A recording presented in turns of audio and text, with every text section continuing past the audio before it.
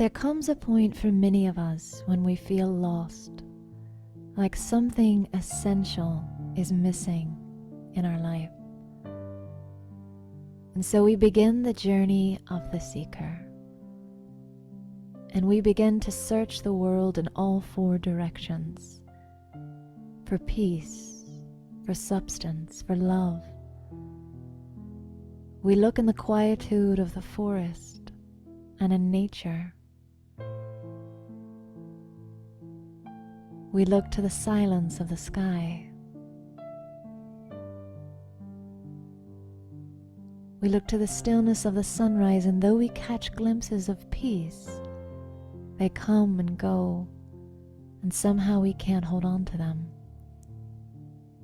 We even look to find comfort through our possessions. We look to find a sense of feeling important and valuable through positions and titles, and through relationships. And the only reason we search so deeply is because at some point we had the beauty we feel we've lost. And then the day arrives when we go on the right journey, away from the external, into our own being.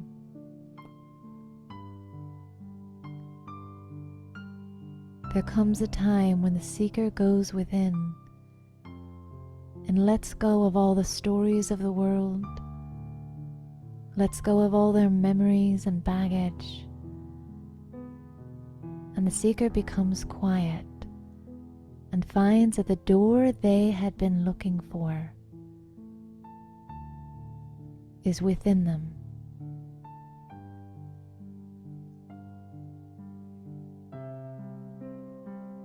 When we enter into that door, there is a sacred, beautiful, precious stillness of the soul. And in this stillness we know that we are absolutely divine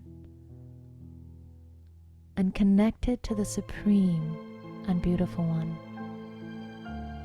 And all of a sudden it becomes very clear that those little pieces of peace we got through looking at the forest or the beauty of the sunset, those were only reflections of the beauty of the soul. They were only mirrors that reminded me that that kind of beauty exists within me. And so the seeker's journey comes to an end when we enter the door of our mind and go into the sanctuary of the soul, unleashing our beauty into the world.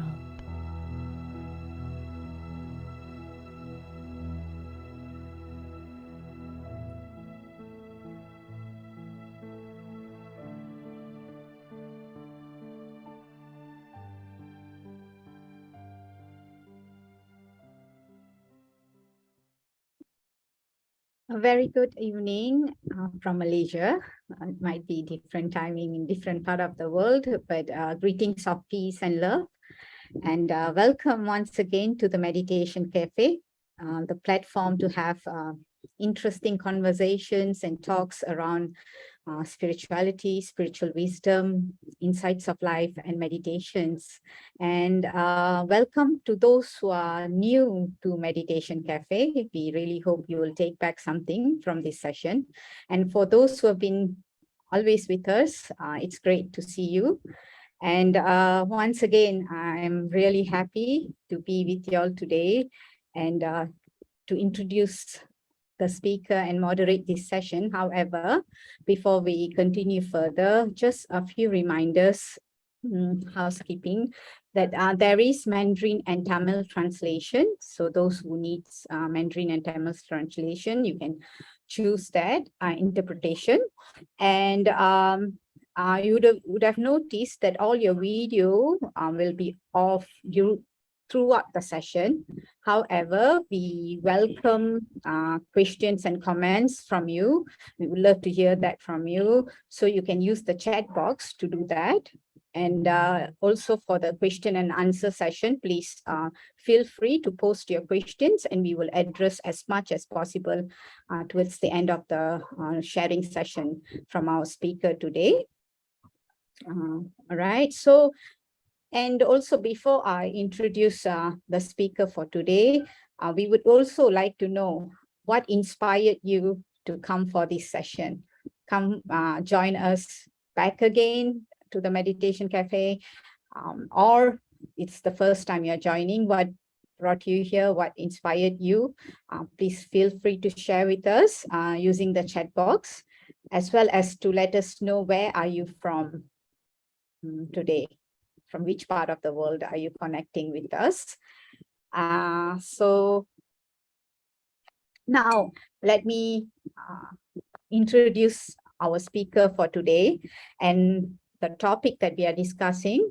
It's a very interesting topic because we are facing situations and circumstances, and there is the only thing that is constant in our life is the change that comes. But however, how do we actually create conditions for the self to thrive? So that's what our speaker here, Stephen Berkeley, is going to share.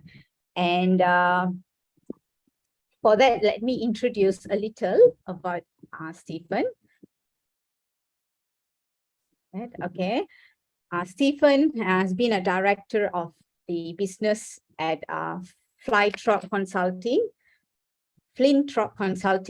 and he's a change and culture facilitator and builder of value-based community, which was, I was very interested when I heard that there is leadership, which is based on value-based communities. And he has 35 years of experience at leadership level in Australia, India, and England.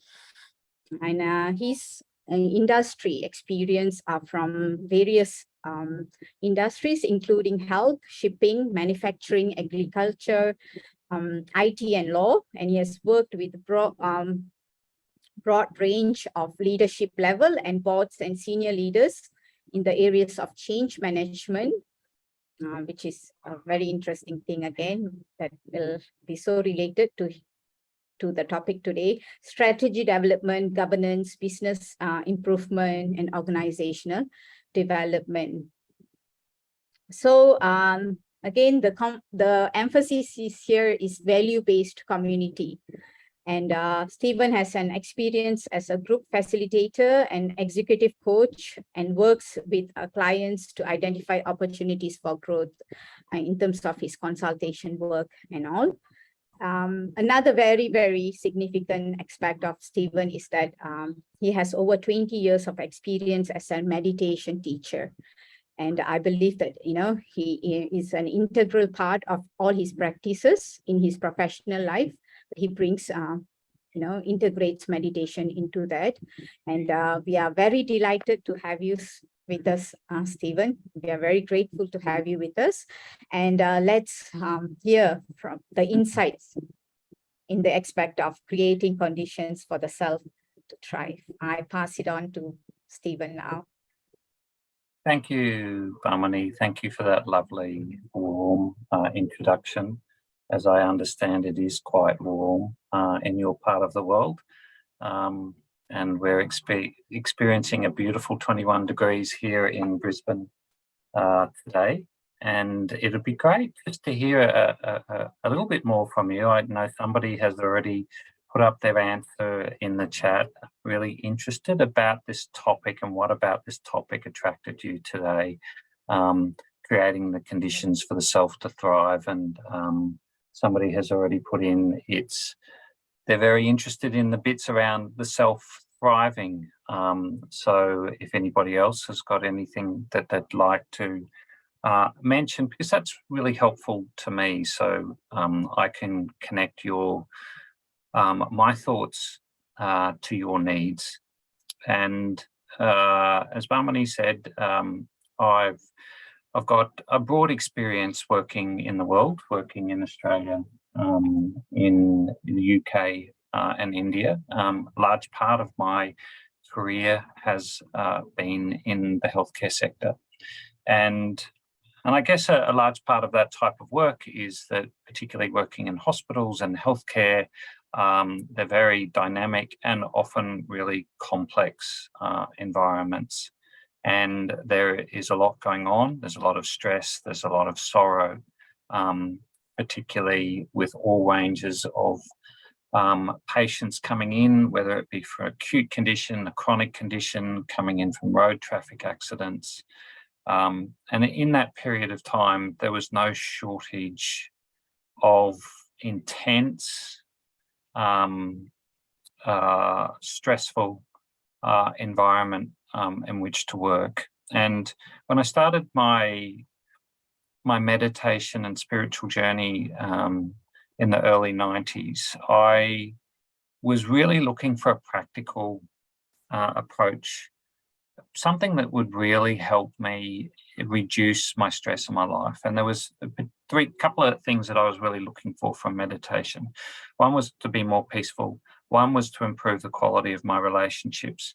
And one was to improve my health. I was having a lot of stress-related conditions that were affecting my body, and they were stress-related. And so I was really looking for something that was really practical, that wasn't theoretical, so that I could start to bring some real change in my life. And I really felt that I couldn't sustain my life at the pace in which I was keeping it, or the level of stress that I was experiencing. And at that time of my life, when I found meditation, it was quite a profound year for me. My father was diagnosed with cancer, and from diagnosis to him passing away was a period of 3 months.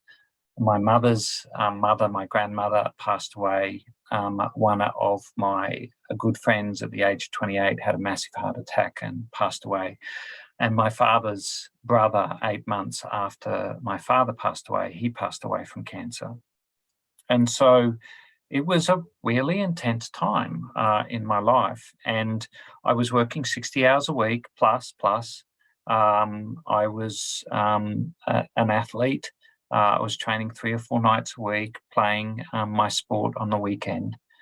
And I remember when we were nursing my father in his palliative days, in his final days, and we were all together as a family. And my mum and my sister said to me, "Stephen, if you don't change the way you're living your life, you're going to end up like your father."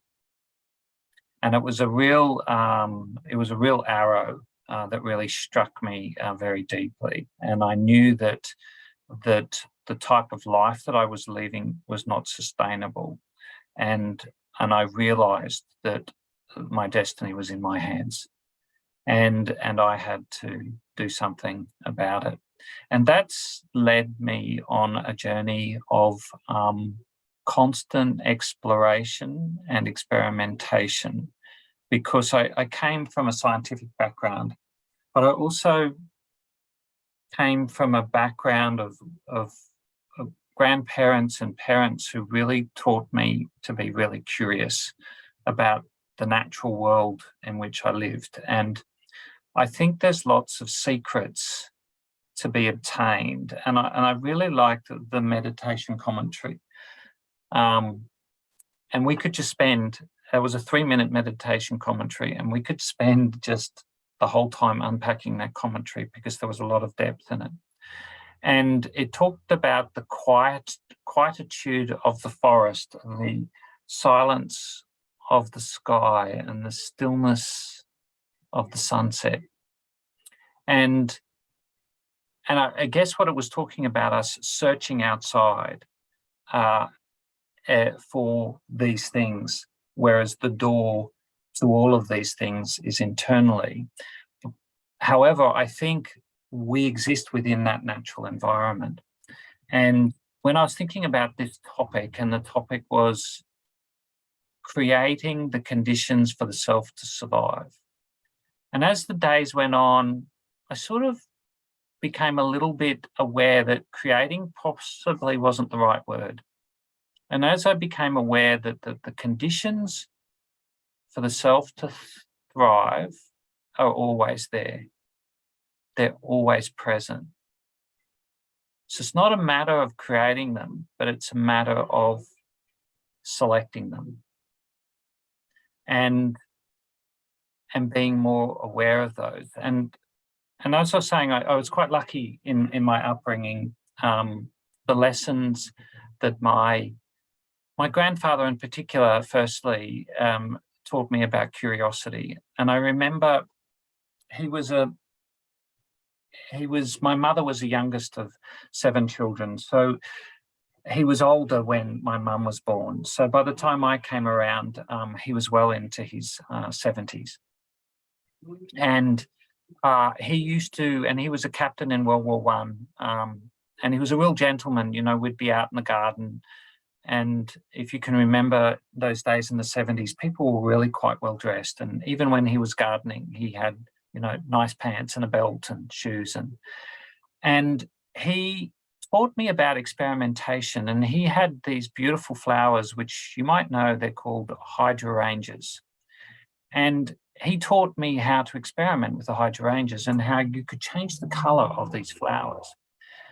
And he's very silent, quiet demeanor. We'd go into the garden, we'd dig up the hydrangea, and I'd help him dig it up. And then he'd show me how that if you put some copper shavings from copper, as in it's a natural resource, and if you put it underneath the roots of the hydrangea and then put it back with soil and compost, it changed the color of the flowers. Now, this is a 7-year-old, 6 or 7-year-old learning about nature, learning about these natural conditions that can change the color of a flower. And so he taught me about putting rusty nails, copper shavings, old steel wood scrubbing pads that you used to use for scrubbing your pots. And he'd make use of those because they're all natural resources, steel, copper, etc. And combining them into the soil, the plants would take the nutrients of those rusty elements, natural elements, and transform them into the system of the flower and change the color of the flower. And so this is from a very young age. I learned from my father a key ingredient in learning and in life was around curiosity. And my mother was also not very far away from where my grandfather taught me about the hydrangea. There was a quarry, and my mother was a potter, and she would take the clay and she would do a lot of building and using wheelwork and turn the clay into a beautiful piece of work. But it wasn't finished. It wasn't finished work because you've created this piece, but the next part is creating the glaze.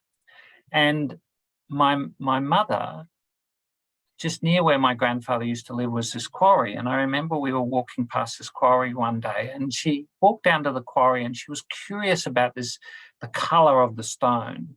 And it was this really rich red color. And so she took it home and she ground this stone into a very fine dust particle. And she used that dust from that red rock to create a glaze, which she then put on her pots. Now, that glaze turned out to be this rich red, oxidized type of color, and it became my mother's signature glaze. She became quite famous for this glaze. And so she was also very curious about using the elements of nature to bring about some transformation or some change. And she just didn't stop there, is that she would do lots of experimentation. She got my father to take all of our old banana trees and put them into a furnace and brought them down to a very fine ash, and then she would make that ash into dust, and then she would make a glaze out of it. And so my mother was constantly experimenting. She was constantly experimenting and finding different colours that was coming from the natural elements. And so I think that one of the things I liked about that commentary was about the quietude of the forest, how the natural elements gives us a sign that the conditions for the self to thrive are actually in nature itself, are natural. And they're ones that we have to just select as opposed to actually having to create anything. And the key, or the key ingredient to that, is silence. And this is probably our greatest challenge, because we're living in a fast-paced world. There's a lot going on. There's a lot of distractions. There's a lot of interruptions. There's social media. There's the pace of the world. There's the things that have happened in the pandemic. There's current crisis in Ukraine and other parts of the world. So there's always something going on. And the outside world gives us some really nice keys. And so this aspect of silence and stillness is the starting point for the foundations for the self to thrive. And what I've learned from my grandmother and what I've learned from my father is the importance, my grandfather and my mother, is the importance of experimentation. And the same goes with our spiritual journey. My process of learning how to meditate, to get the benefits out of meditation, has been a daily experimentation. My work life, my busy work life, has been given me the opportunities to road test my experiments with meditation. And I'm sure you can all think of it, because in your own workplace or in your family, there's always some type of challenge that we're faced. We don't live in this straight line of life. It's more like a squiggly line. And there's always challenges that are going to be there. But my greatest lesson, and this is one of the conditions for the self to thrive, are challenges. It's difficult to really experiment unless you've got challenges. And so when I first started my spiritual endeavors, I was looking for more and more time to practice my meditation. And I was working 5 days a week, and I went down to 4 days a week, and then I went down to 3 days a week, thinking I would have more time to practice my meditation. And then in 2006, I went and lived in India. And I was working at a hospital, and we were working 6 days a week. And there I had this realization that work is the way, that my work provided me with the platform for road testing my spiritual practice. And I'm very happy if anybody's got any comments or thoughts about what I'm sharing so far, any feedback, so that I can get a sense of how this is sitting with you. So any comments or any thoughts are very, very welcome. Because, you know, it's difficult. I can't see your faces, I can't see your feedback. So feel free to make comments in the chat. So my work was the place in which to road test my spirituality. And whilst I was working and living in India, I was the administrator of a trauma hospital. And we got lots of trauma and lots and lots of trauma. And many occasions we would get mass casualty events. And a mass casualty event is when you've got 10 patients or more that are all coming from one accident. And in the 18 months that I was working at this particular hospital, I had 10 of these mass casualty events, ranging from 10 casualties to over 50 casualties. And they were traumatic. And there was a lot going on. And, you know, you had the grieving families that were arriving. You had the chaos associated with a small rural hospital dealing with a massive influx of patients all at the same time. And I was the administrator of that hospital. And those events was my opportunity to really put my spiritual practice to the test.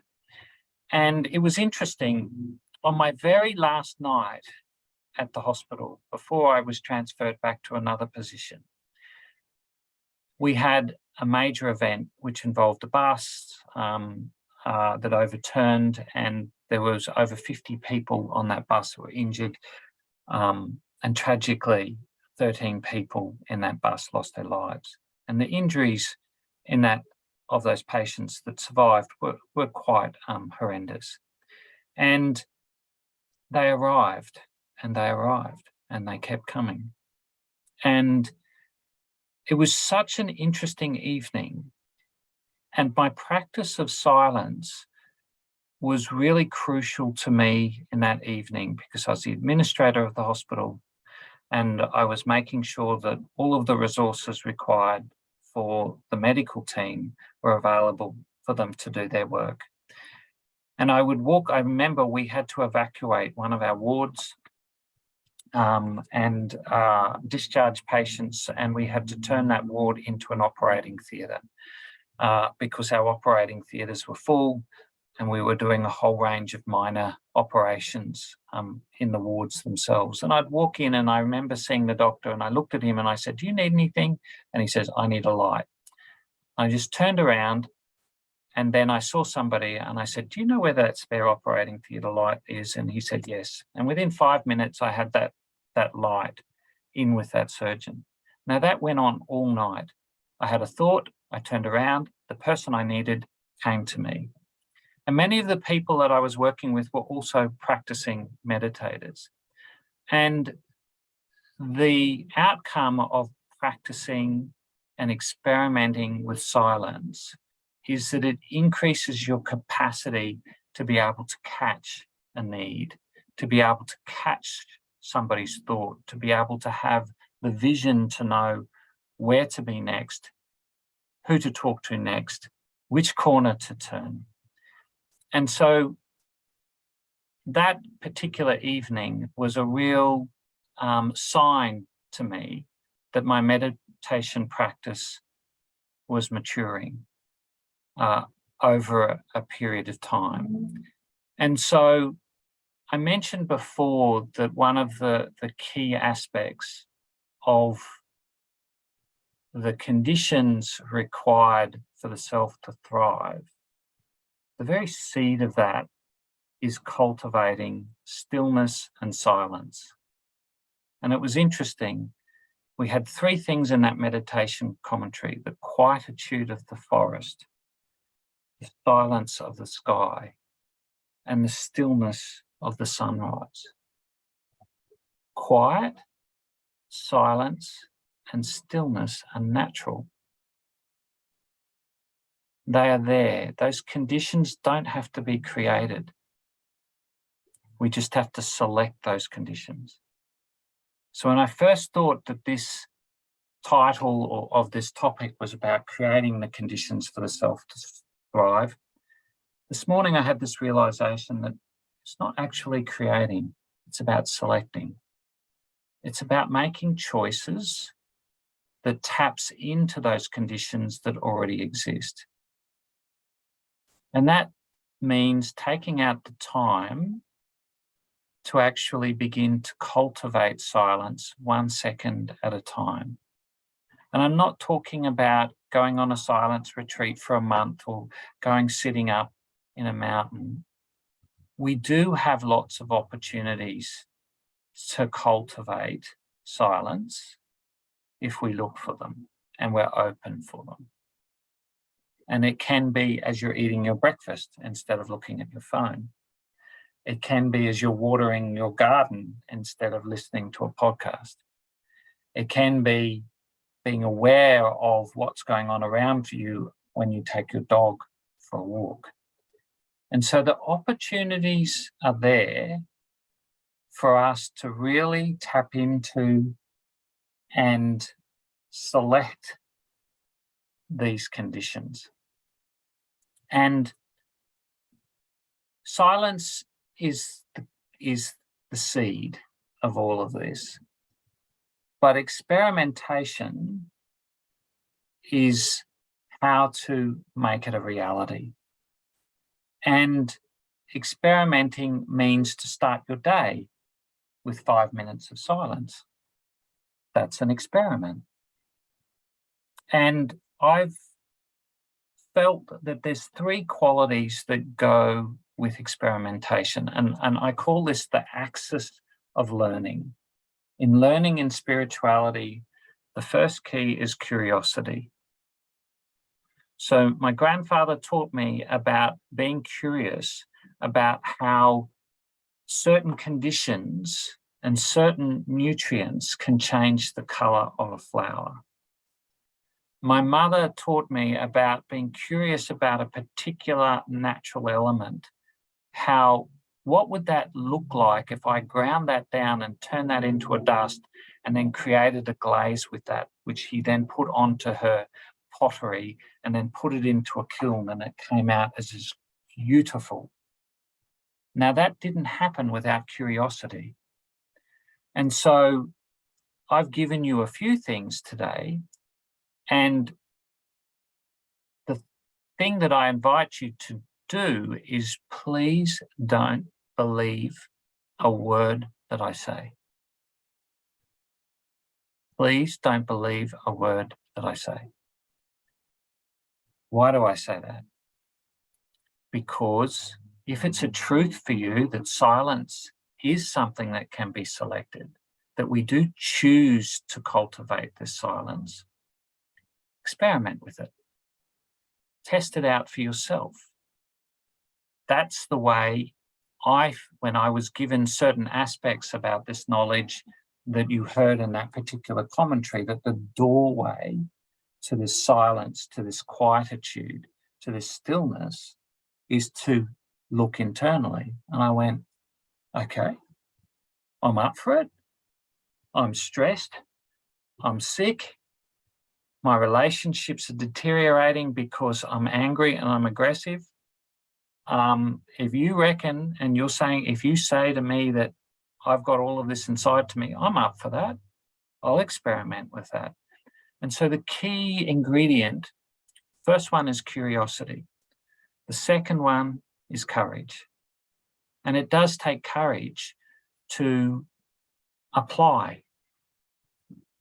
We have so much information that is being given to us that we're being bombarded in the outside world.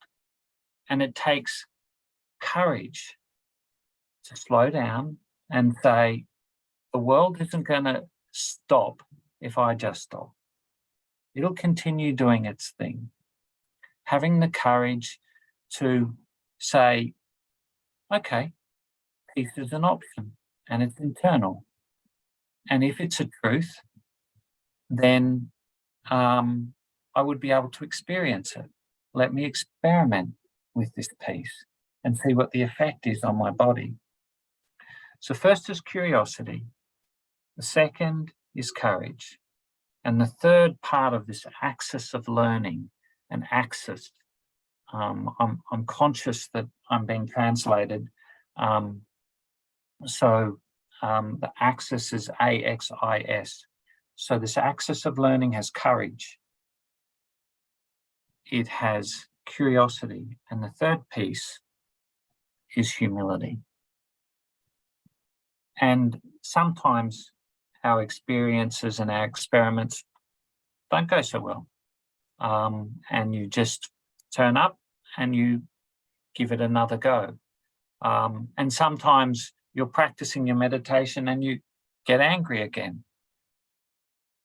Humility says, and gentleness says, it's okay. and then you step back and you experiment again, and you experiment in a different way. So these three aspects are really important parts of the experimentation process. And what I'd like to do now is I'd just like to stop for a moment, and I'd like to take us on an experiment. And what I've been talking about is that the conditions for the self to thrive are there, and that we can take pointers from nature. And what we're going to do now is an experiment where we're just going to learn to be with our senses. Because when we're meditating, we don't meditate in a vacuum. There's always some type of noise. And you're probably hearing through my microphone, I live on a highway. So it's a very busy highway. So there's always noise and background noise where I live. I remember some years ago, I traveled to Sri Lanka, and I was on a bit of a tour teaching people how to meditate in banks and tea plantations in different parts of Sri Lanka. And I remember this particular day, we were in this place called Nura Elia. It was in the highlands, and it was raining very heavily, and we'd gone into this bank. The bank had closed, and we were in front of where the tellers were. And there were these big wooden tellers, and it was a very old style bank, and they'd cleared the front part, and everybody was sitting there, and I was going to teach them how to meditate. And so the bank was right on the road, and the road had a whole heap of potholes because it had been raining a lot. And so the road surface was uneven, and there was a lot of traffic going past. And so every truck and every lorry that was going past was making a hell of a noise. A lot of noise was outside of the bank. So we were sitting inside this bank, teaching them how to meditate, and outside of the bank was just noise. And inside the bank, there was this fan on the ceiling. And I'm sure that this fan was installed pre-1920s. And it was going whoop, whoop, whoop, whoop, whoop, whoop, whoop, whoop, whoop, whoop, whoop, whoop. It was making such a noise. And then there was this clock, and this clock on the wall was about 1 meter diameter. And this clock was going tick, tick. It was crazy. It was just such noise. And I just said to everybody, these are the perfect conditions to learn how to meditate. True. So that's what we're going to do now, is that we're just going to take a few moments to experiment. And I want you to be really aware of, we are in experimentation mode right now.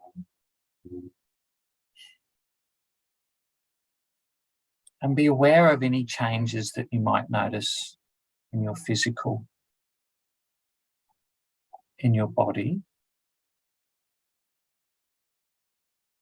I just want you to be aware of the sounds, whatever you're hearing, traffic, voices, TV. Just be aware that that sound energy is just coming through your ears. It's nothing more, nothing less, just sound energy.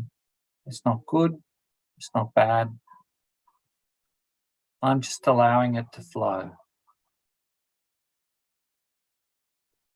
Just be aware of what you're seeing in the room.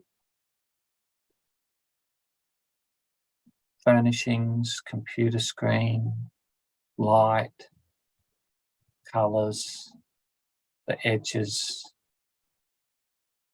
Just be aware, this is just visual energy coming through the eyes. It's nothing more, nothing less. It's not good, it's not bad, it's just energy.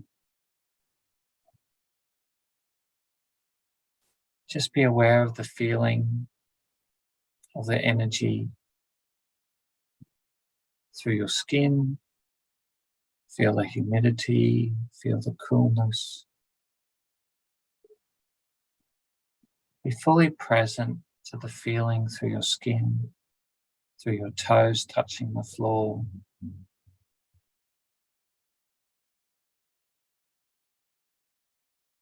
Be aware of any smells. Smell energy coming through the nose. Just smell energy.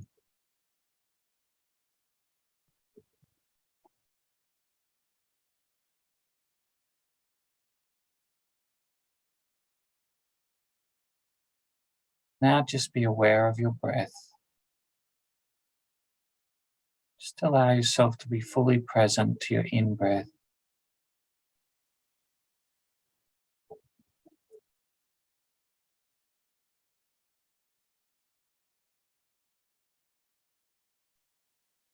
And now allow yourself to be fully aware of the magnificence of this body in which you're an inhabitant in. And whilst you're just sitting here quietly, there's such magic going on inside your body. You're receiving oxygen. It's going into your lungs. That oxygen is being passed into the blood. Carbon dioxide is being exchanged and then expelled. It's all happening naturally. You're not having to ask the lungs to work. You're not having to ask the heart to beat. It's just doing its thing.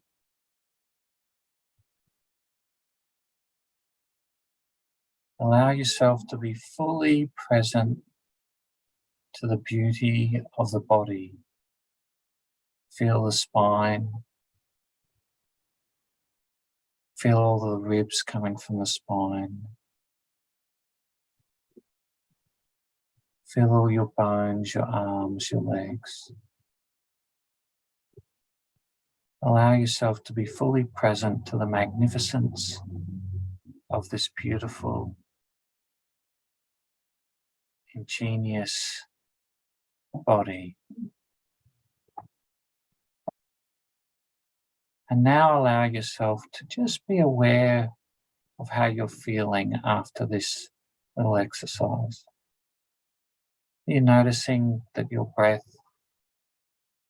is a little bit slower. You're noticing that your shoulders are a little bit more relaxed. You're noticing that your jaw is not so tight. You're noticing you're a little bit more peaceful.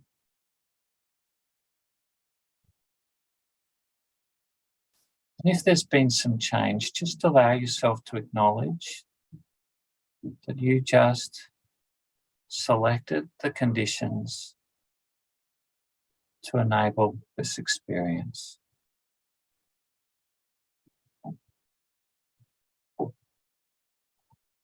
And that is an experiment.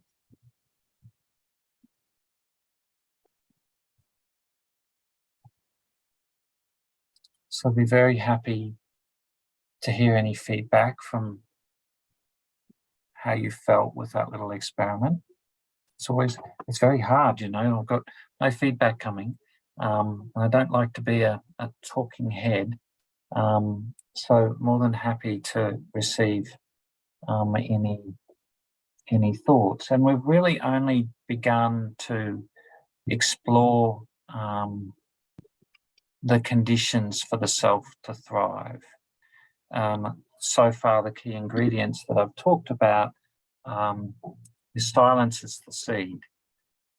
And the way in which we do that is through experimentation. And that in order to do experiments, we need curiosity, courage, and humility. And I've been experimenting for 25 plus years. And the key with experimentation is that the experiments, you have to constantly change them. You can't do the same experiment day after day because you get bored. And so it's really important for us to experiment. And so far, that humility, that courage, and curiosity are really key conditions to select to be able to help the self become more noticeable to yourself. And through the silence that we create, we begin to be able to listen and draw on the immense amount of inner resources that we have. And one of three of those resources are courage, curiosity, and humility. So, Bhamini, how are we going? Yeah. How do you think it's sitting with anybody, with everybody? Yes. For those who are there, please feel free to drop us any questions. But to take on from what you have shared, Stephen, and what attracted me from your story was that part. I believe, during you were handling the trauma situations, right? The outcome of your experimentation, I noticed, was you were able to stay calm. And I think one of the superpower in this world is what you're doing, that you're able to provide help wherever it was necessary, when it was needed for others. Yeah. So that's an outcome of your experimentation. It's like, wow, that's like superpower if you're able to be having that much of intuition to ask the right person. And I know, and that's like amazing for me. It's like, it's not the Superman thing. This is the real superpower, right? We're able to become, but not all of us are there maybe. So what would you say? Maybe you can share to us a practical situation whereby you were in a circumstances which was challenging, and were there a moment you were not able to choose to experiment, and then you made that conscious choice to do it, and then you saw the results, a real life experience, maybe, just to share? Yeah, sure. Yeah, I have plenty. But before I do that, I'd just like to elaborate a little bit more on the experiment side, because what you've identified was a key part of the experimentation is feedback. And your workplace gives you feedback straight away. And so it's important that there's a closing of the loop. You have an experiment, and that you have some type of feedback that tells you how on par were you with your experimentation. Is your experimentation resulting in outcomes? And yes, they were some of the outcomes that you described, that I was able to be present, that I was able to not be tired. My mind wasn't tired. And another outcome was that this went all night through to 4 o'clock, 5 o'clock. I was able to go home and put my head on that pillow and go like that. Now that's an outcome. Now, if you don't have the capacity to apply a full stop and a powerful break, then it means I've got more experiment to do. And so the whole idea of meditation is to draw power. And with Raja Yoga, we're drawing power from the Supreme, from the Divine. And if you're able to change and be resilient in particular types of situations, then that gives you feedback that your experimentations are working. And that's why I said that work is the way. That if you're thinking about, my life is too busy, I want some time out of my life to practice spirituality, my suggestion is that your workplace are the perfect conditions for you to experiment. You're busy maybe conflict-ridden family is the perfect place to experiment. And yeah, I remember there was one particular, there was a program that I was a part of, and we were all sat down, and somebody was getting a little bit hot under the collar, and the way I spoke to that person was a little bit authoritarian, and probably sounded a lot authoritarian to him. And I think I was coming from a place of embarrassment that he was getting hot under the collar when we had a whole heap of guests around. That didn't help, and he got even hotter under the collar. And it became a full-blown atomic explosion for everybody to see. And so that continued as a vibrational thing. Even after we'd gone our separate ways, I could still feel that this person was being fully consumed by it. And in that particular time, that required some physical distance and some space for him. And I call this the power of accommodation. And a friend of mine many years ago, when we were exploring the spiritual powers of the soul, and she said, I love this power, the power to accommodate. And she said, when you go to a hotel and you're going to the hotel and you're wanting accommodation, you're wanting some space. You're wanting some space to lie down and to sleep for the night. So for me, the power to accommodate is to give that person space and to give myself space. And that's the wisdom lies in that ability to say, can't solve this right here and now, but if I add more fuel to the fire, then it's going to spread. The fire will spread. And so what I learned from that situation was I didn't ask questions for what was going on for that person. I just was trying to quieten him down rather than finding out what was going on for him. And so what I learned from that particular situation was to be curious. That's the axis of learning: curious, humility, and courage. It honestly, if you think of any situation that you come across, bring these three into your awareness. Curiosity, what's going on for that person, and also being curious about what's going on for me. And the humility to say, I stuffed up. I've added fuel to the fire here. And the courage to actually admit that I need to lift my game. So, I mean, I can think of many different situations with respect to where things have gone a bit pear-shaped or they haven't gone as smoothly. But I bring it back to this other key ingredient, which is called reflection. And I think that the quality that I use mostly when I'm reflecting is gentleness.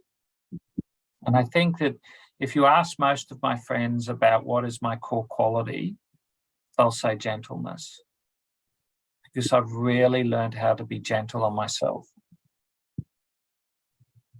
And situations are going to arise for us. As I said, it's not a straight line, it's a squiggly line. And in Australia, we have this tree called the squiggly gum. And it's got all of these squiggly lines all over it. And whenever I see that tree, I go up, I give thanks to that tree, because it's giving me a reminder that life is not a straight line, it's a squiggly line. And although the commentary we had at the beginning was talking about, we can't find peace outside, but the natural world will give you all of the signals you need to select the conditions. Just look around you, just look in your house. just look in your garden and think about the conditions that are required for a plant to grow. Water, nutrients, good soil, not too much sunlight. There's conditions. And you experiment. Sometimes you've got the plant in the wrong position. It's too much sunlight, particularly if it's an indoor plant, and you have to move it around until you find the right position. So I think that the key ingredients to selecting the conditions, and I guess maybe you might be feeling a little bit disappointed that you came along to this talk tonight and saying, I want to know what all those conditions are. What I wanted to do was to give you the tools to explore and experiment with working out what those conditions are for yourself. And I'm sure if we can, and I did this with a group of people last week, and we sat down and we brainstormed and we came up with this big mind map of all of the conditions that are required for the self to thrive. And they included silence, they included experimenting, they included reflection, they included spiritual understanding, correct spiritual understanding, that I am a soul, I'm not this body, I'm just playing my role through this body. And there's a lot to unpack with respect to that experience. It included things like taking regular breaks. It included things like rest and exercise. They're all parts of the equation of the conditions required for the self to thrive. But I just need to select them. And curiosity and courage and humility will help you identify those conditions for yourself. Well, thank you so much, Stephen, for sharing again your personal journey as well, your personal stories. And I believe there is no one formula as based on what you have shared, but thank you for giving us again the gift of courage, the gift of curiosity, and also really pointing out how humility is a way forward, so that we can be gentle on ourselves when we are faced with circumstances, even if we fail in our experimentation, to have the courage to continue until we see the results. Because thriving as well, that definition can be so different for different people, what thriving means to them, you see. And that, like you mentioned, that's where the base of condition, how do we condition and continuously choose certain conditions and make a choice. And there's a thank you for your feedback for those that have contributed in the chat, and your question, Helen, is why humility? Because we often don't know what we don't know. And humility is about knowing that I only know this much. And that's why the experimentation is required. The humility says, I only know this much, but there's a lot that I can't see, and there's a lot that I don't know. So therefore, let me be curious to find out what's going on for the other person and what's going on in the outside context that will help me understand the situation for this person. So thanks, Helen. Thanks for your question, because I think that also helped me think about why humility. I'm not sure if that hit the mark, Helen. Is there ego when we are hard on ourselves? Yeah, for sure. There's so many flip sides to ego. And it's also recognizing that the effects of hardness, and sometimes some of us, this is a hard lesson to learn. You know, we are hard on ourselves. We have high expectations, and I think that's where the gentleness comes in. Cultivating gentleness in the way we talk to ourselves, the words that we use. If you just look at the words that you use every day, that will give you a sign around your gentleness towards yourself. The words you use towards others will give you a sign of your degree of gentleness. Your gentleness towards yourself will be indicated in your self-care strategies that you have, the rest, the time that you give for rest, the time that you give for silence, the time that you give for eating your meal quietly and peacefully. That's a sign of gentleness. You know, giving your time yourself in the week where you're not rushing, that's gentleness. And, you know, I'm sure you will have a lot of things to experiment with this week, and just encourage you, again, please do not believe a word I say. And please don't believe a word that I've said today. Experiment with it, turn it into your own truth. Thank you for your lovely questions. Thank you for everybody taking time out of their Saturday. And nice to be connecting with you. And thank you again, Blessings. Stephen, for, if there is more question, okay, they are just thanking you. So yeah, thank you so much, Stephen, even for being so generous with your time and so gentle with us to share all your experiences and insights. And yeah, thank you. Perhaps I could just invite you again, because that meditation that we had just now with you was incredible, and gave us a lot of space and reflective time. And perhaps if you could just close this session. And we are so, so grateful to you, Stephen, and as well as all those translators backstage for translating this session. So before, just to close with us this session, maybe I can just invite you again for one nice experimentation with us. And for those who are out there, thank you so much for joining us, for taking time for yourself to be at this meditation cafe. It's already a sign of you being gentle to yourself, being part of the community. And so I pass on to you once again, and then perhaps I will come back again at the end. Yeah, and there was one last question about yeah. patience. Oh, sorry, How does patience fit into courage, humility, and curiosity? I think that there's a strong correlation between patience and gentleness. And they're very much a key ingredient. And because I remember my grandfather was so patient with me, and he wouldn't speak so much, and he would, you know, answer any questions that I have. You know, I'm a 6-7-year-old boy. I'm so curious about, well, how does it work? And he was very patient. His patience was the key to my curiosity. My mum's patience was the key to my curiosity. My grandmother's patience was the key to my curiosity, because no question was a wrong question. And the same goes for the self, is that patience is really important to be able to unleash that silence power, because it's there. So thank you for that lovely question and for your feedback. So let's select the conditions.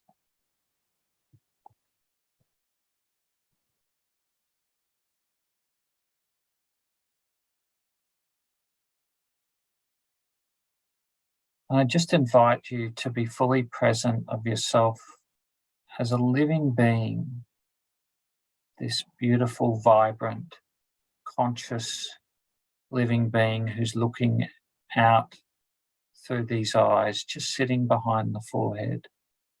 Just allow yourself to be fully present that you're this tiny, immortal, living being, just looking gently out through these eyes, just looking very softly, and just being aware of the visual energy, the furnishings, computer screen, the colours, the shapes, contours.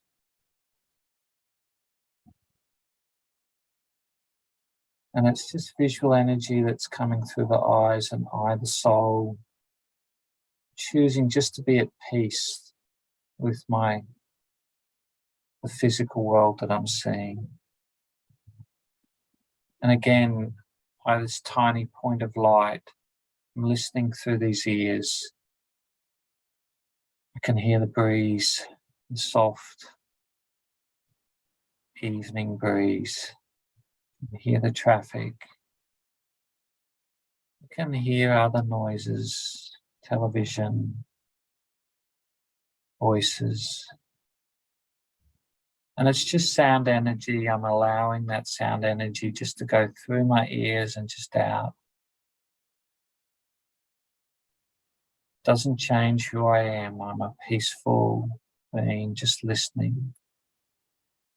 Be aware of the touch energy through my skin. Be aware of the smell energy.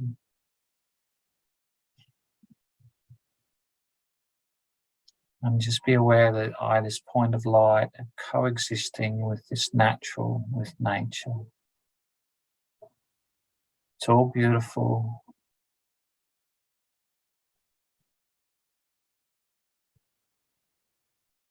I'm aware of my breath, this beautiful breath coming in through the nose, life-giving breath.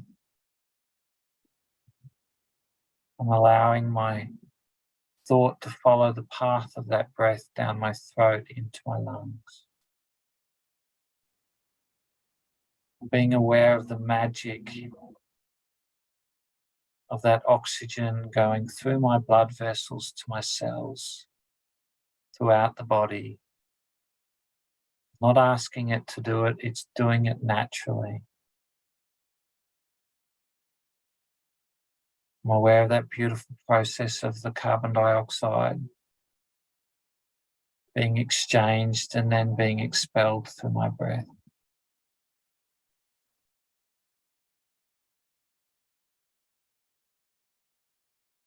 I'm aware of my organs, my heart, stomach, all playing their vital role, my liver, my kidneys.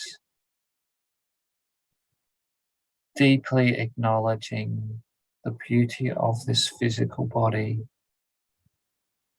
really deeply appreciating that it's enabling me to experience this world in all that it brings me. Deeply appreciating my ears, my nose, my tongue, my lips. So I'm not taking any of it for granted.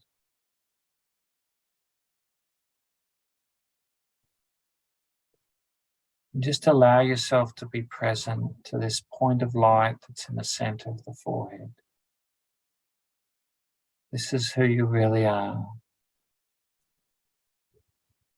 Your natural state is stillness and silence.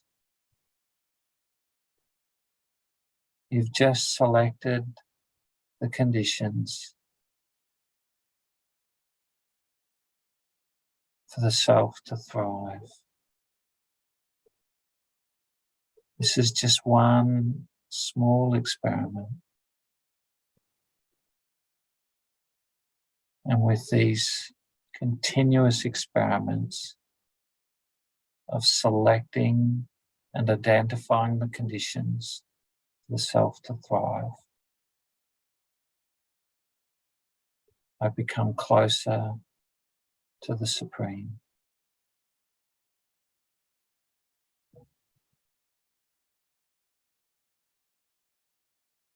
Just as we end this meditation, just allow yourself to be aware of the changes or any changes in your physical body.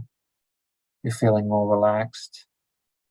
Your shoulders have dropped a bit. Your jaw feels soft. Your heart rate has slowed down. Your breathing has slowed down. You've just experimented. Be aware of the results of your experiment and enable yourself to realize that you created these conditions and you can recreate them at any time, at any place. Om Shanti. Thank you. Thank you so much, Stephen, once again. And thank you, everyone, for being here with us. Just an announcement before we end this session that the next program will be on the aspect of healing heart and soul. And that will take place on the 10th of December at the same time, 5 p.m. Malaysia time. So you're most welcome to join us. And before we end, just to say our gratitude and say thank you to Stephen. Those who are comfortable, you may on your camera and just wave at him. If you like to do so, please. I'll be very do happy to now. see everybody. Yes, if you could Hi. on videos and then we'll just wave. Nice. Nice Yeah. to see some faces I recognize as well. Lim, nice to see you. Lovely. Thank you. So that's wonderful. Lovely. All right. So thank you, everyone, for joining us once again. Thank you very much, Stephen, for your valuable time with us this evening till we meet the next. Great. reading. Thank you. Bye. Bye for now. Bye. Bye.